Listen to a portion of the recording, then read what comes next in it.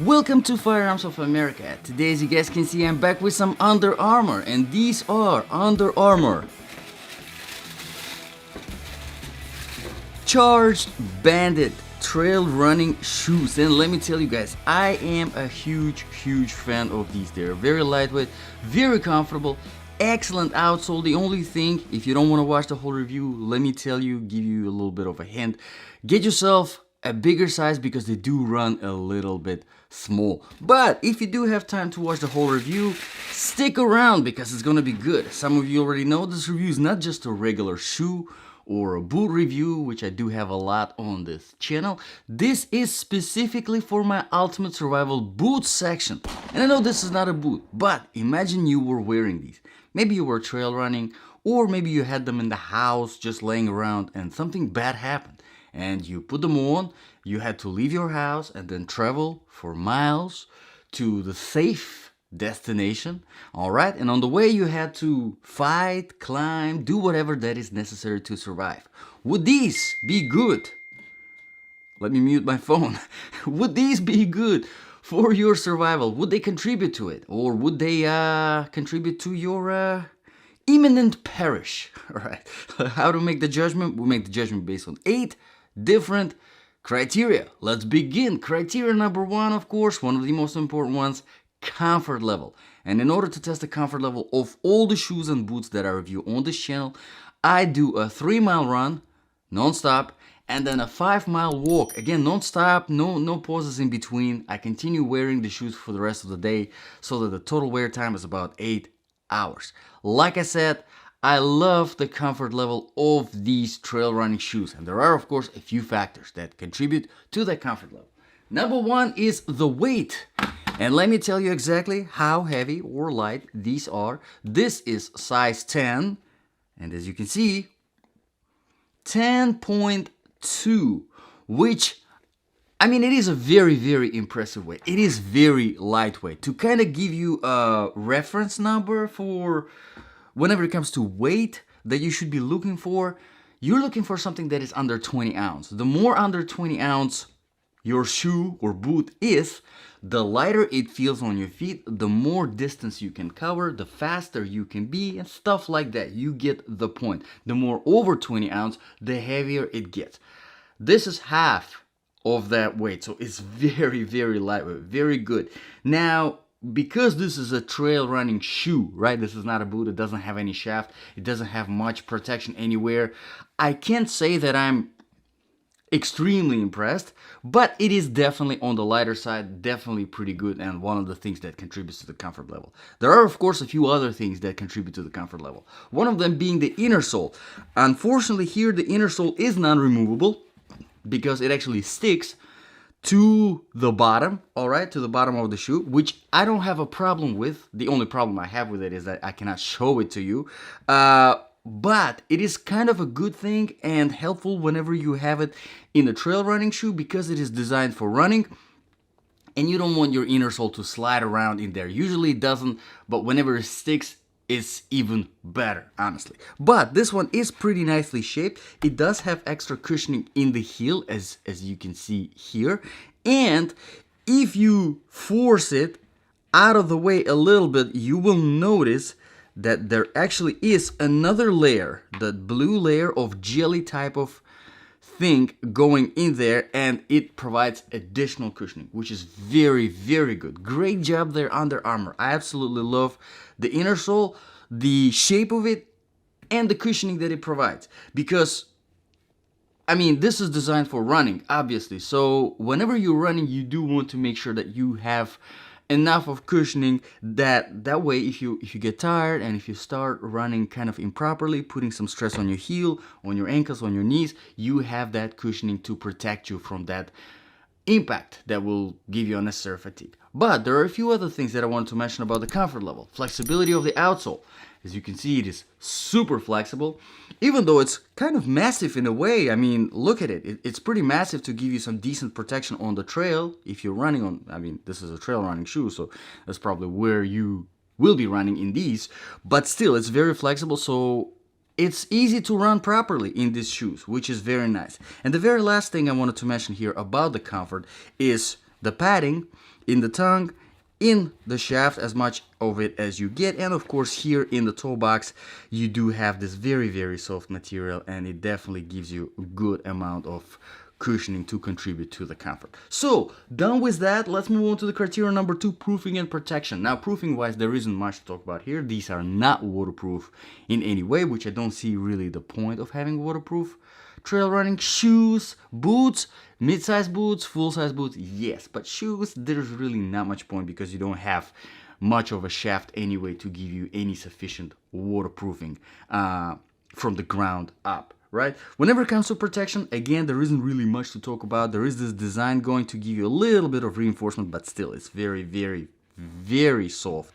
So if you're running, especially if you're running on the rocky road, keep that in mind. Obviously nothing in the ankles because there is no shaft, and the heel is kind of soft as well. Alright, so not much in proofing, not much in protection. Let's move on to the criteria number 3, quality and the design features. Now, Under Armour, everybody's familiar with that brand.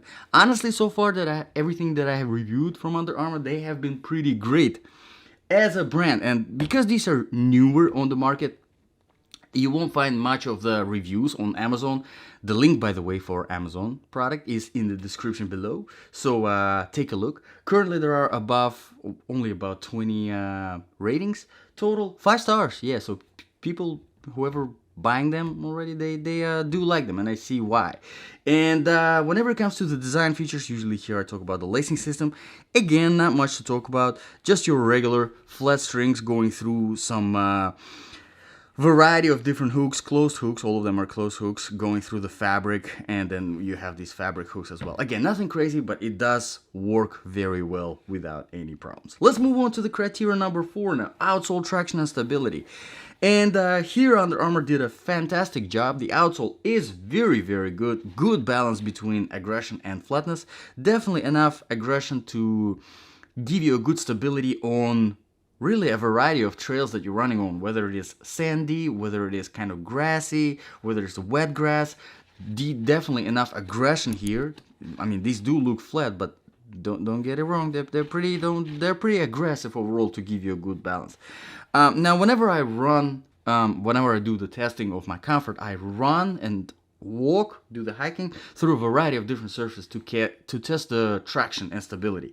And it varies from older asphalt, newer tarmac, some sand, dry sand, wet sand, dry grass, wet grass, some trail surface, rocky road, and then some marble and tile. And this performs really great on literally everything. Everything that I've tested on performs very, very well. So Under Armour did a great job, honestly, with this outsole. Let's talk about the criteria number 5 really quickly. Temperature, not much to talk about here. These are not in any way winterproof or cold-proof or anything like that type of shoes. First of all, they're not waterproof. They don't have any insulation. You get the point. So this is not winter appropriate, not colder temperatures. The outsole, however, would handle pretty good in the snow. I mean, on the ice, wouldn't even mention because, you know, there isn't really much stuff that would handle out of the box on the ice unless it's specifically ice boots with some spikes. All right, but overall very good balance whenever it comes to the hotter temperatures. Did not overheat in these at all. I mean, obviously they're very light and very, very breathable. So for hot temperatures, great stuff. Let's move on to the criteria number 6 really quickly. The sizing, like I said in the beginning, they do run a little bit on the smaller size. Usually whenever I get myself a size 10, I do have a little bit of the extra space in the toe. Here, however, I do feel it's right there. So I would probably go with 10.5 for these. So whenever you're buying yourself trail running shoes, whenever you're buying yourself boots, any kind of boots, work boots, hiking boots, doesn't really matter. You want half a size bigger to have a little bit of that extra space in the toe box. Half a size bigger than your normal shoe size. Here, like I said, the half a size bigger fits just spot on right there. So you probably want to get the whole size bigger if you're getting these shoes. Keep that in mind. That's why one of the reasons why I really, really like to get everything from Amazon is because you can just get it. It doesn't fit, no problem. You send it back and then get the replacement right away shipped out to you without even sending this back yet. So great, easy, makes it very, very easy. Like I said, the Amazon link is in the description below. Let's move on to the criteria number 7 now, the balance of application. So if this really were your ultimate survival shoes, right, in this case, would they be good? Would they contribute to your survival? Honestly, I think this comes down to the personal preference. I do personally prefer a little bit more on a lighter side that does not restrict the mobility, that's something that I can run as fast as possible, as long as possible, and this is definitely that. I mean, I would prefer to have a little bit of more protection, maybe a little bit of shaft here to give you some ankle protection, maybe a little bit some toe protection, not a lot, but a little bit. But overall, I do love it, and the comfort level is fantastic, and the outsole is just phenomenal. And to give you a little bit of future preview, there is actually something like that from Under Armour, also called Charged Bandit, only in the mid-size, and I do have them. I will be reviewing them, so if you're interested to see that review, make sure to subscribe to this channel. All right, let's move on to the very last criteria number 8, the price. Currently just below $75 on Amazon. Again, the link is in the description below. I think it's a great price for this. Honestly, as comfortable as they are, as great of an outsole that you get, very simplistic design, nothing crazy in general, but I think the price is great compared to a lot of other trail running shoes that are out there. This can definitely be a very strong competition whenever it comes to the lightest, whenever it comes to the most comfortable, whenever it comes to the best outsole. Definitely competitive. 75, I think, is a great price, especially considering that these are newer on the market. So let me know in the comments below, guys, what do you think about this shoe?